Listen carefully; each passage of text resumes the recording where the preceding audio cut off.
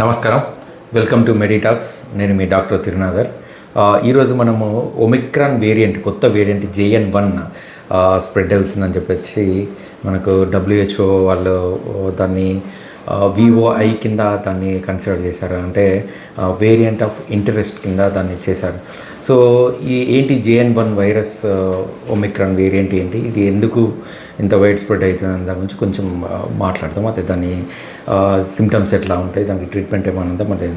So ఇప్పుడు 2023 మనము 4th year చేరుకున్నాం. మనం కరోనా ఇప్పటికీ వచ్చి మనకు 4 సంవత్సరాలు అవుతుంది. ఈ 4 సంవత్సరాల నుంచి కరోనా ఎక్కడికి పోలేదు, అది మన మధ్యలో ఉంది. మ్యూటేషన్ చెందుతూ ఒక్కొక్క వేరియంట్ లాగా అది అయితే దాని డిసీజ్ని స్ప్రెడ్ చేస్తూ ఉంటుంది. సో ఇప్పుడున్న వేరియంట్ని మనం JN.1 వేరియంట్ అని చెప్తున్నాము. దీని ఏమంటారు, పాంగోలిన్ నామక్లేచర్ నెంబరింగ్ వచ్చేసి BA.2.86 అని చెప్తారు. దీన్ని ఈ కొత్తదేం వేరియంట్ కాదు, ఇది ఆల్రెడీ సెప్టెంబర్ ఆ టైంలో అమెరికాలో ఎక్కువ ఉన్నది, కానీ అంత ఎక్కువ స్ప్రెడ్ కాలేదు కాబట్టి దాన్ని అప్పటి నుంచి అబ్జర్వేషన్లో చేస్తున్నారు. వేరియంట్ ఆఫ్ అబ్జర్వేషన్ కింద ఉండేది, ఇప్పుడు అది వేరియంట్ ఆఫ్ ఇంట్రెస్ట్ కింద వచ్చింది అది.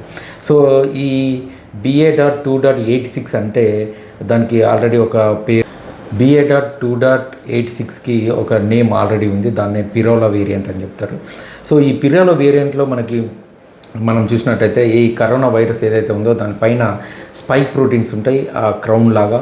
ఆ స్పైక్ ప్రోటీన్లో వచ్చే అవే మెయిన్ మనకి ఇన్ఫెక్షన్ వచ్చినప్పుడు మనకి రెస్పిరేటరీ ఎపిథీలియంలో కానీ, మనకు కార్డియాక్లో కానీ, వాస్కులర్లో కానీ, కిడ్నీలలో కానీ ఈ రిసెప్టార్స్ ఎక్కువగా హ్యూమన్ ACE2 అంటే యాంజియోటెన్సిన్ కన్వర్టింగ్ ఎంజైమ్ 2 అనే రిసెప్టర్ని ఒక లాక్ అండ్ కీ మోడల్లో పట్టుకోవడం వల్ల దాని ఇమ్యునోజెనిసిటీ పెంచుకోవడము, విరులెన్స్ ఎక్కువ కావడము, ఈ బాండేజ్ ఎక్కువగా ఉన్నప్పుడు పేషెంట్లు ఎక్కువగా కంటామినేట్ కావడము, డిసీజ్ ఎక్కువగా స్ప్రెడ్ కావడం, హాస్పిటలైజేషన్ ఎక్కువ కావడం అనేది జరుగుతాం. సో ఇప్పటివరకు ఉన్న ఒమిక్రాన్ వేరియంట్లలో BA.2.86లో అంత వేరియేషన్స్ ఏమీ అనిపించలేదు. దాని పిరోలా వేరియంట్ అంటారు కానీ అంత ఎక్కువ కాలేదు. కానీ ఈ మధ్యలో వాళ్ళు దాన్ని అబ్జర్వ్ చేసినప్పుడు దాంట్లో ఒక చిన్న మ్యూటేషన్ ఓన్లీ ఒక పార్ట్లో, అంటే పిరోలా వైరస్ వేరియంట్ కన్నా దీంట్లో ఒక స్పైక్ జీన్లో ప్రోటీన్ వేరియేషన్ రావడం జరిగింది. అది దాని విరులెన్స్ని ఎక్కువ పెంచుకోవడము, దాని ఇమ్యూనిటీ నుంచి తప్పించుకోవడము, ఈ అఫినిటీ ACE2 రిసెప్టార్స్ని బైండింగ్ కెపాసిటీ ఎక్కువ పెంచుకోవడం జరిగింది. సో ఇప్పుడు మనం JN.1 వెరైటీ అని అంటే ఏంటి అంటే ఇది సేమ్ అదే లీనియేజ్లో ఉంటుంది. BA.2.86.1 కన్నా ఇంకొక ఇమ్యునోజెన్సిటీ, ఇంకొక మ్యూటేషన్ ఎక్కువ జరిగి ఇంకొక .1 అంటే ఓవరాల్గా చూస్తే BA.2.86.1.1ని మనం JN.1 వైరస్ అని ఒమిక్రాన్ వేరియంట్ అని పిలుస్తున్నాం. సో ఏంటి ఈ వేరియేషన్ అని అంటే వీటిలో ఈ స్పైక్ ప్రోటీన్లో చేంజెస్ రావడం వలన, మ్యూటేషన్ చెందడం వలన ఈ వైరస్కి, ఈ పర్టిక్యులర్ JN.1 వైరస్కి ఈ ఇమ్యూనో సిస్టమ్ నుంచి తప్పించుకునే గుణం ఎక్కువగా రావడం, అంటే మనకి ప్రొటెక్టివ్ మెకానిజం అయిన ఇమ్యూన్ సెల్స్ నుంచి అవి దొరక్కపోవడము, దొరికినా వాటిని నాశనం కాకపోవడం అనేది జరుగుతూ ఉన్నది దీంట్లో. సో ఆ ఇమ్యూన్ సెల్లకు దొరకకుండా రావడానికి రీజన్ ఏంటిదని చూస్తే ఇది వేరియేషన్ ఆఫ్ ఇంట్రెస్ట్ లేకముందే వేరియంట్ ఆఫ్ అబ్జర్వేషన్లు ఉన్నప్పుడు వాళ్ళు అబ్జర్వ్ చేసింది ఏంటంటే ఈ స్ట్రక్చర్స్, స్పైక్ ప్రోటీన్లో ఉన్న సెకండరీ స్ట్రక్చర్స్, బీటా షీట్స్ కానీ, 1-alpha హెలిక్స్ కానీ స్ట్రక్చర్స్ చాలా చిన్నగా ఉండడం గమనించారు. సో ఇవి చాలా చిన్నగా ఉండడం వల్ల ఇంతకుముందు ఉన్న ఒమిక్రాన్ కన్నా ఇది ఇమ్యూన్ మెకానిజం నుంచి, మన ఇమ్యూనిటీ సెల్స్ నుంచి తప్పించుకోవడం జరుగుతుంది. అంతేకాకుండా ఇవి ఇమ్యూన్ సెల్స్ ఎక్కువ వాటిని డిస్ట్రాయ్ చేయలేకపోతుంది. రెండో విషయం ఏంటంటే ఈ స్ట్రక్చర్లో చేంజెస్ ఎక్కువగా ఉండటం వలన అవి కొంచెం మోడిఫికేషన్స్ ఎక్కువ జరిగి మన హ్యూమన్ బాడీలో ఉన్న యాంజియోటెన్సిన్ కన్వర్టింగ్ ఎంజైమ్ 2 రిసెప్టార్లని చాలా గట్టిగా పట్టుకోవడం జరుగుతుంది. అంటే ఈ బాండేజే చాలా ఇంపార్టెంట్ మనకి. ఏంటంటే ఈ ACE2 రిసెప్టార్స్ని ఈ కరోనా స్పైక్ అనేది ఒక లాక్ అండ్ కీ మోడల్లో ఎంత గట్టిగా పట్టుకుంటే మనకి అంత దాని విరులెన్స్ కానీ, దాని ట్రాన్స్మిషన్ కానీ, దాని డిసీజ్ మోడిఫికేషన్ కానీ పెరుగుతూ ఉంటుంది. కాబట్టి ఇప్పుడు ఈ ఇమ్యూన్ ఎవాషన్ కానీ ఈ ACE2 రిసెప్టార్ బైండింగ్ కెపాసిటీ కానీ ఏదైతే ఇంక్రీజ్ అయిందో అప్పుడు దాన్ని మనం వేరియంట్ ఆఫ్ ఇంట్రెస్ట్ కింద చూస్తాం. దీని తర్వాత స్టేజ్ ఏంటంటే వేరియంట్ ఆఫ్ కన్సర్న్ ఉంటుంది, వేరియంట్ ఆఫ్ హైలీ VOHC అని చెప్తారు. అవి వేరియంట్లో ఇప్పటివరకు అయితే ఏది రాలేదు, కానీ వేరియంట్ ఆఫ్ కన్సర్న్ కింద చెప్పలేదు దీన్ని. వేరియంట్ ఆఫ్ ఇంట్రెస్ట్ కిందనే ఉంది కాబట్టి మనం దీని గురించి ఆలోచించినట్టయితే ఈ ఇమ్యూన్ మెకానిజం నుంచి తప్పించుకోవడం వల్ల ఎక్కువ మనకు ట్రాన్స్మిషన్ జరుగుతుంది. రెండోది డయాగ్నోస్టిక్ టెస్టుల్లో అంత ఎక్కువగా దొరకపోవడం జరుగుతుంది. మూడో విషయం వచ్చినప్పుడు ఆ ట్రాన్స్మిషన్ డయాగ్నోసిస్లో మనకు తేడాలు వచ్చినప్పుడు ఎక్కువగా పేషెంట్ కమ్యూనికేషన్ జరిగి మాస్గా పెరిగే ఛాన్సెస్ ఎక్కువ ఉంటాయి. ఇది మనం గమనిస్తూనే ఉన్నాం. ఇంకోటి ఈ ACE రిసెప్టార్స్కి ఈ కరోనా స్పైక్ ప్రోటీన్ గట్టిగా పట్టుకోవడం వలన ఆ ఇమ్యూనిజెన్సిటీ ఎక్కువ పెరిగి సెల్ డిస్ట్రక్షన్ ఎక్కువ జరిగి ఆ ACE2 రిసెప్టార్స్ ఉన్న ఆర్గన్స్ ఎక్కువ రిసెప్టర్స్ ఎక్కడ ఉంటే ఆ ఆర్గన్స్ ఎక్కువ ఎఫెక్ట్ కావడం జరుగుతుంది. అది మనం ప్రీవియస్ ఒమిక్రాన్ డెల్టా వేరియంట్లో కూడా చూసినాము.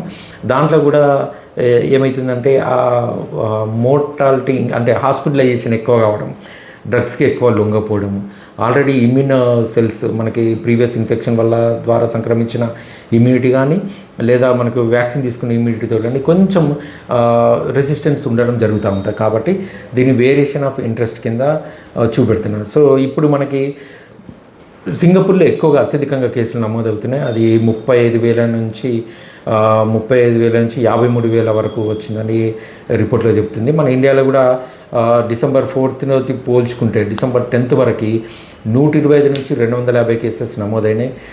ఈరోజు వచ్చిన రిపోర్ట్ ప్రకారం ఒక కేరళలోనే 256 JN1 కేసెస్ పెరిగినట్టు వస్తుంది.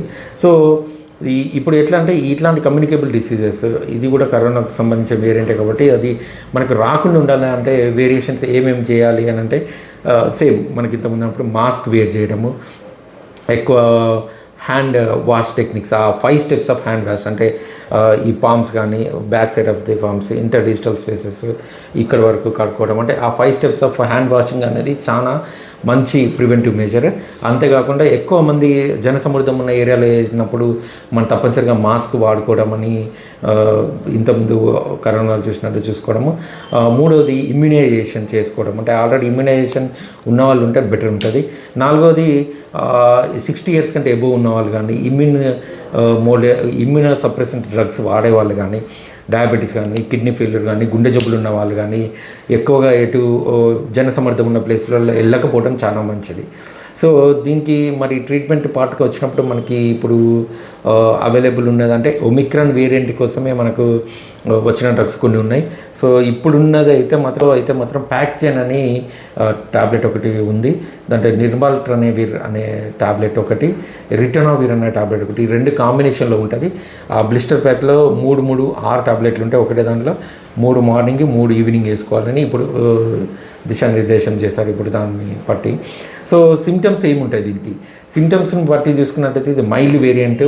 ఇది వచ్చినప్పుడు మనకు సాధారణంగా జలుబు దగ్గు ఎట్లా ఉంటుందో అలాంటి సిమ్టమ్సే ఉన్నాయి. దీనికి తోడు కొంచెం గ్యాస్ట్రోఇంటెస్టైనల్ సిమ్టమ్స్ అంటే కడుపు వికారంగా ఉండడం, వాంతులైనట్టు అనిపించడం, లూజ్ మోషన్స్ కావడం, కడుపు నొప్పిలాగా అనిపించడము, ఇంకా ఇవి కాకుండా బాడీ పెయిన్స్ ఎక్కువ ఉండడం, తల తిప్పినట్టు కానీ తలనొప్పడం కానీ తలనొప్పి ఎక్కువగా ఉండడం, ఇంకోటి స్మెల్ కూడా కొంచెం లాస్గా అయినట్టు అనిపించడము అనేవి వాటిని కూడా గుర్తించారు. సో ఇకపోతే వీటితో మెయిన్గా కాఫ్ రావడం, మనకు కాఫ్ తర్వాత సోర్ థ్రోట్ లాగా ఉండడము, రన్నింగ్ నోస్, ఎక్కువ తుమ్ములు రావడము, రన్నింగ్ నోస్ ఉండడము, బాడీ పెయిన్స్ ఉండడం, ఇవన్నీ సిమ్టమ్స్గా చెప్తున్నారు. దీంట్లో రెడ్ ఫ్లాగ్ సైన్స్ ఏంటి అంటే పేషెంట్కి ఎక్కువ ఆయాసపడడం ఉంటే ఈ సిమ్టమ్స్తో పాటుగా పేషెంట్కి ఆయాసం ఎక్కువగా ఉండడం కానీ రెస్పిరేటరీ రేట్ ఎక్కువగా అవుతుందంటే అది రెడ్ ఫ్లాగ్ సైన్. సో అట్లాంటి వాళ్ళకి కంపల్సరీ హాస్పిటలైజేషన్ అవసరం ఉంటుంది. ఇంకా దానికి సంబంధించిన క్లియర్ కట్ గైడ్లైన్స్ కానీ VOC అంటే variation of concern, variation of HCకి సంబంధించిన గైడ్లైన్స్ మనకి ఇంకా ఏం రాలేదు. మోస్ట్లీ అవే సిమ్టమ్స్ మనం ఇంతకుముందు కరోనాకి ఎలాంటి ట్రీట్మెంట్ తీసుకున్నామో అట్లాంటిదే ఉంటుంది. సో ఇట్లాంటి విషయాల్లో మనకు కొంచెం జాగ్రత్తగా ఉండడం బెటర్. ఏదైనా ఇన్ఫ్లుయెంజా లైక్ ఇల్నెస్ మీకు అనిపించినప్పుడు, అంటే మనకు దగ్గు, తుమ్ములు, గొంతు పట్టేసినట్టు అనిపించడం, తో పాటుగా తలనొప్పి, వాంతులు, విరేచనాలు అయినట్టు అనిపించిన హై గ్రేడ్ ఫీవర్స్ స్పైక్స్ ఉన్న మనం కొంచెం దాన్ని కన్సిడర్ చేసుకొని ఎక్కువ డయాగ్నోస్టిక్ వెళ్ళడము, మాస్క్ ధరించడం అనేది తప్పనిసరి. Thank you for watching.